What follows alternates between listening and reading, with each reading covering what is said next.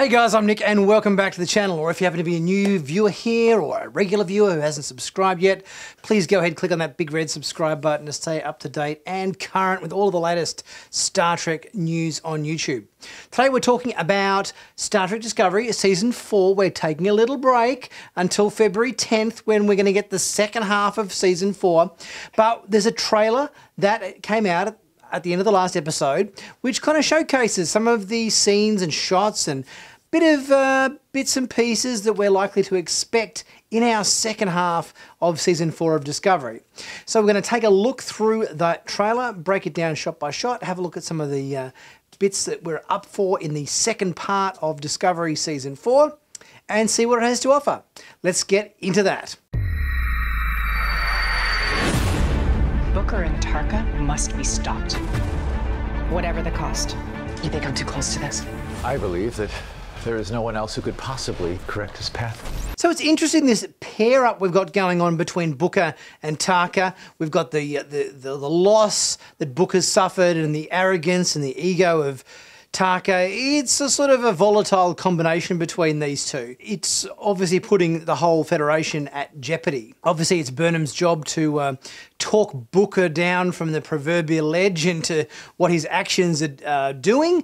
It's threatening everybody, but his grief is obviously so profound that he's willing to do whatever it takes to destroy this thing. And Tarka's ego is certainly taking advantage of Book's grief to have him achieve his goals.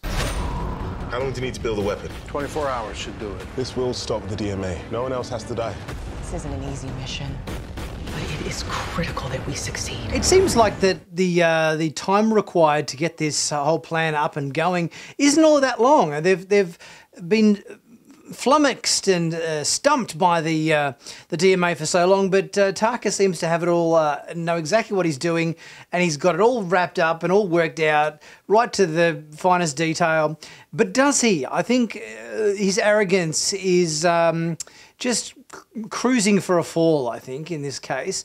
We've obviously got a few fancy shots here with the whole bridge crew of Discovery walking in slow motion with their away mission uniforms on, like a Quentin Tarantino movie. Which, you know, is sort of a bit over the top, perhaps. Booker's outside Federation territory. You'll be without a weapon, without a badge, without authority. And there may be a few surprises.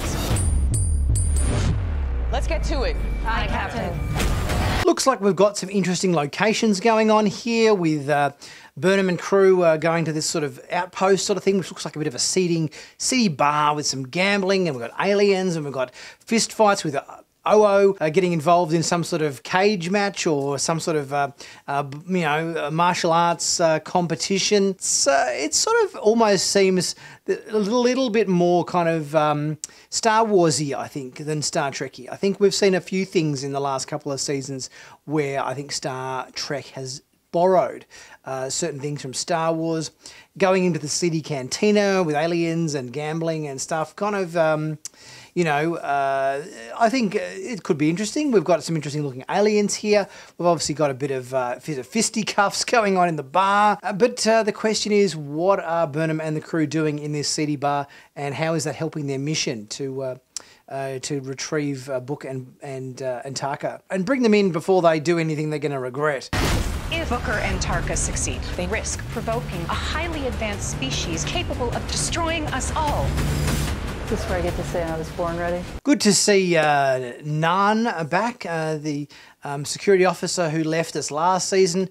I wondered if we're going to see her again, and it looks like she's definitely popping up again as some kind of Federation security type person. She's wearing the same sort of uniform as, I think it was Lieutenant Willer in this shot, in this trailer. So it'd be interesting to see how our Nan comes back in, but I think it's good to see her back again. Also good to see Reno. I think the fact that Mary Wiseman is off, I believe, having a baby, hence her exit from the show. So she's gone off to give birth, and hence the reason why her exit from the show. So she obviously will be back, but obviously just taking a little bit of a break. We're getting a bit more Reno action in the second half of the season, which is good because I love Tig Notaro. I think her character is great in this show. Always really humorous. Always that dry wit is so funny.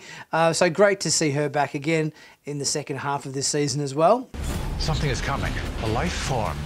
Whatever we think we know about species 10C, we're wrong.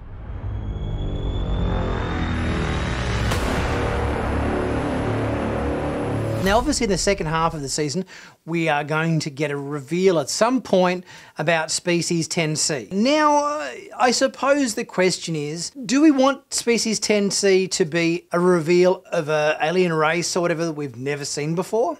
Or do we want it to be something, there's been various speculation, like, is it another version of Vija from Star Trek The Motion Picture? Is it something to do with the sphere builders that we saw in Star Trek Enterprise? There's been a few speculative comments going around as to what it could potentially be. I think whether it turns out to be something we've seen before, or a version of something we've seen before, or whether it turns out to be a brand new thing, I think providing it's not a small child screaming that's causing it, or something equally as underwhelming, I think that will be fine. Let's just not go down this same path as last season, where it is such a build-up and such a huge elevation of premise, and then at the end of the day, it's like, oh yeah, it's a child that screamed. So hopefully the writers have learnt their lesson from last season, and whatever it turns out to be will be something that is quite satisfying, because it's always a bit of a gamble, I think, when you subscribe to the whole mystery box premise for the season, where you've got the entire season hanging on one thing, and if that one thing doesn't satisfy and pay off audiences satisfactorily, it kind of sullies the entire season. So I'm really hoping that whatever this species 10C and the DMA and everything turn out to be, that it is scientifically plausible, satisfying, and narratively engaging and satisfying. Because we don't need another crying child as the cause. So so the second half of Star Trek Discovery Season 4 comes back on February 10. In the meantime, we've got a few episodes of Prodigy. I got to say, I'm really loving Prodigy at the moment. If you guys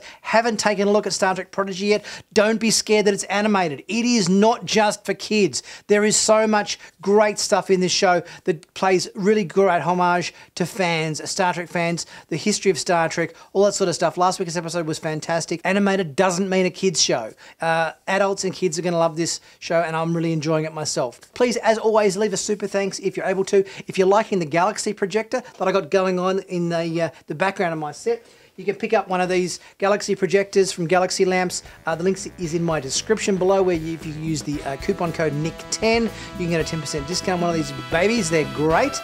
And if not, check out merchandise, t-shirts, Star Trek themed, hoodies, mugs, caps, all that sort of stuff, always at discount prices.